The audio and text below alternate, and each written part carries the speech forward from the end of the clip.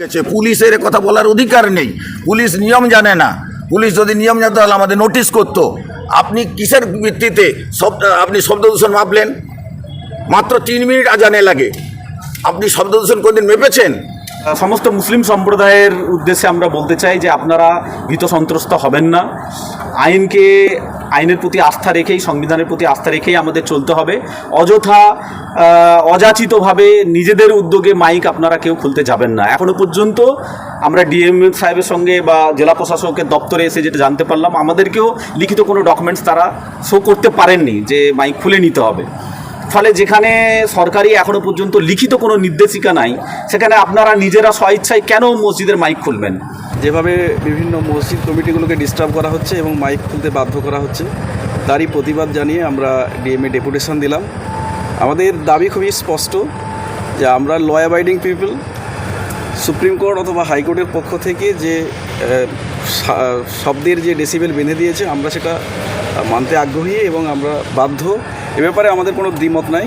কিন্তু কোনো প্রকার লিখিত অর্ডার ছাড়া পুলিশ যেভাবে ইনডিরেক্টলি ধমক চমক দেওয়ার মধ্য দিয়ে মসজিদ কর্তৃপক্ষকে ভয়ভীতি প্রদর্শনের মধ্য দিয়ে মাইক খুলতে বাধ্য করছে, আমরা এটা তীব্র বিরোধিতা করছি এবং এ ব্যাপারে যাতে সদর্থক ভূমিকা জেলা প্রশাসন নেয়, আমরা সংহতি মঞ্চের পক্ষ থেকে অ্যাপিল করেছি। আজকে পর্যন্ত প্রশাসনের কাছে সেইভাবে লিখিত কোনো নির্দেশিকা আমরা পাইনি।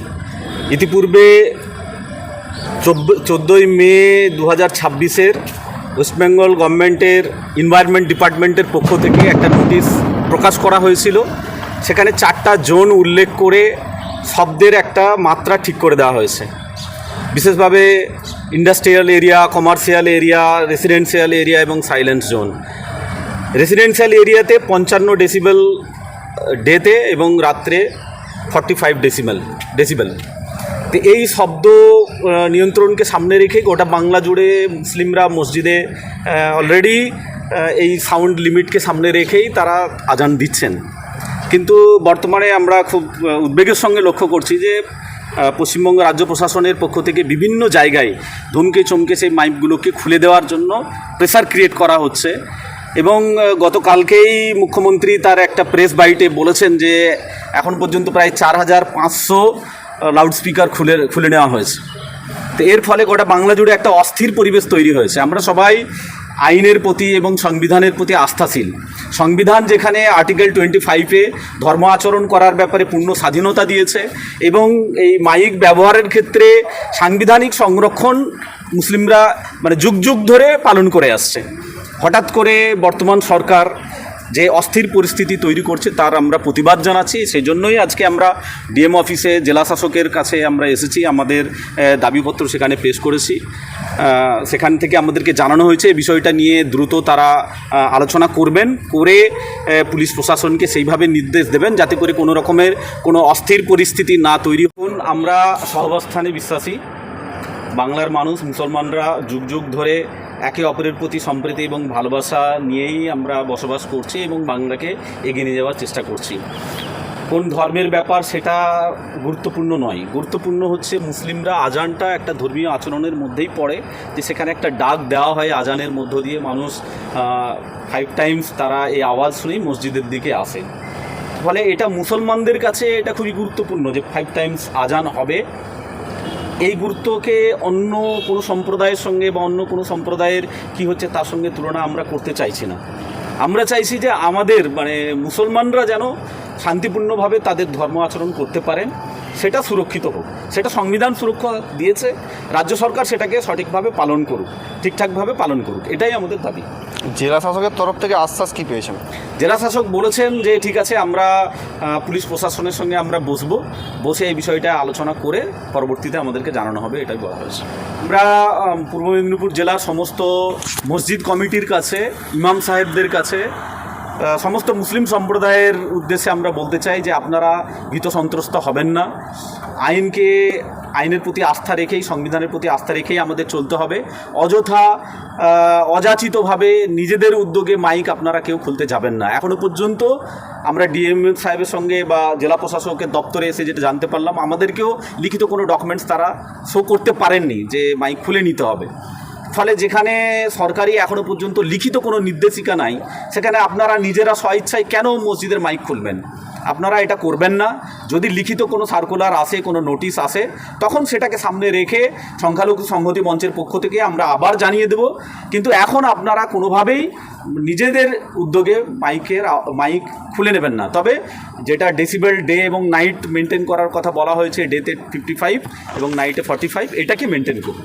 আজকে ডেপুটেশনে আমরা যেটা প্রশাসক আমাদের এডিএম ম্যাডাম যিনি বললেন যে বিষয়টা ওনারাও যেন অনেকটা অন্ধকারের মধ্যে থেকে কোনো কিছু ওনাদের কাছে সেরকম অর্ডার আছে বলে বললেন না, বা আমাদের কাছে কিছু দেখালেন নাও, ওনারা শুধু এটাই বললেন যে ঠিক আছে, পুলিশ প্রশাসনের সঙ্গে আমরা কথা বলে বিষয়টাকে মিনিমাইজ করার চেষ্টা করা হবে। আপনাদের কি মনে হয় এই যে মসজিদের মাইকে যে আজানটা হয়, যে আওয়াজ, এতে কি শব্দ দূষণ হয় বলে আপনারা কি মনে করেন? না, যদি শব্দ দূষণ কোনো মতেই, আমাদের তো আজান মাত্র কয়েক মিনিট হয়, 5-6 মিনিটের মধ্যে আজান শেষ হয়ে যায়, এবং সেটা আমরা সব জায়গায় বেশিরভাগ সব সচেতন মানুষ তারা নির্দিষ্ট ডিসিপ্লিনের মধ্যে রেখেই কাজ করছেন, ফলে খুব একটা অসুবিধা হবার কথা নয়। আপনাদের মাধ্যমে বলতে চাই যে ভারত দীর্ঘ 190 বছর পরাধীনতার পর আমরা হিন্দু মুসলমানের আত্মবলিদানের ফলে ভারত স্বাধীন হয়েছে। সেই ভারতের সংবিধান আমাদের ধর্মনিরপেক্ষ আখ্যায়িত করেছে এবং সমস্ত ধর্মের মানুষ যে যার ধর্মচারণ করতে পারবে, কেউ কাউকে বাধা দেবে না। দীর্ঘ 79 বছর হলো আমাদের ভারত স্বাধীনতা লাভ করেছে। সেই স্বাধীনতার প্রাক্কালে আমাদের সবথেকে বেশি আপনার দেশ চালিয়েছে কংগ্রেস। তাদের আমলেও আমাদের এরকম মাইক বন্ধ করে দেয়নি। এখন এসেছে আপনার 14 সাল থেকে বিজেপি সরকার, তারা এসে এই বাতাবরণ তৈরি করছে। এই বাতাবরণ ঠিক নয়। কেন? আমাদের সংবিধান অধিকার দিয়েছে, যে যার ধর্ম সে তার পালন করবে, কেউ কাউকে বাধা দেবে না। এতদিন এইটা ছিল না, শব্দ দূষণ। আজকে এসেছে শব্দ দূষণ। আমি মাননীয় মুখ্যমন্ত্রীকে বলতে চাই যে আপনি 2007 ফিরে আসুন, যেই সময় নন্দীগ্রাম আন্দোলনে আমি জমিয়তে ওলামা হিন্দের পক্ষ থেকে এবং সিদ্দিকুল্লাহ চৌধুরীর নেতৃত্বে আপনাকে নিয়ে আমরা লড়াই করে সিপিএমকে তাড়িয়ে স্বাধীনতা নিয়ে এসেছিলাম। সেদিন আপনি যেরকমভাবে সংখ্যালঘু মুসলিমদের সঙ্গে আচরণ করতেন, এক পাতে খেতেন, এক ঠোঙায় মুড়ি খেতেন, আমি আশা করব আপনার সেই আচরণ, আপনি বিজেপির মুখ্যমন্ত্রী নয়, আপনি আমাদের সবাইয়ের মুখ্যমন্ত্রী।